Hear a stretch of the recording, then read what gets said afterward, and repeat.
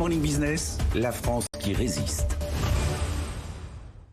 Nous sommes en plein cœur de Paris, dans le quartier latin, juste à côté, le showroom de Canapé du Vivier. Une marque vieille de 150 ans, un savoir-faire partagé de génération en génération. Il y a 5 ans, Canapé du Vivier est racheté et connaît depuis un nouveau souffle. On va aller voir.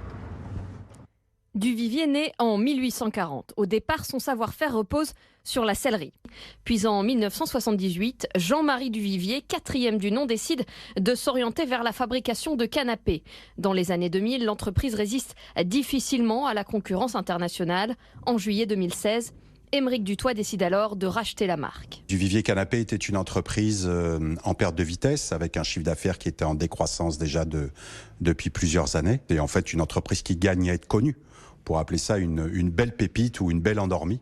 Des compétences reconnues. Depuis 10 ans, Du Vivier Canapé était labellisé entreprise du patrimoine vivant, mais il lui manquait une stratégie marketing plus musclée et un coup de jeune. Le nouvel acquéreur décide de repositionner la marque de l'excellence française haut de gamme. Aujourd'hui, pour sauvegarder nos savoir-faire, il faut savoir s'affranchir du prix et monter en gamme. Il faut justifier le fait de fabriquer en France, donc il faut réellement travailler l'exceptionnel, mettre en place une valorisation de nos artisanats, de nos savoir-faire. Et pour attirer une nouvelle clientèle, il lance des collaborations avec des designers français que nous présente le responsable du showroom. Il s'appelle Elsa. Il a été d'abord designé par notre directeur artistique, Guillaume Infray.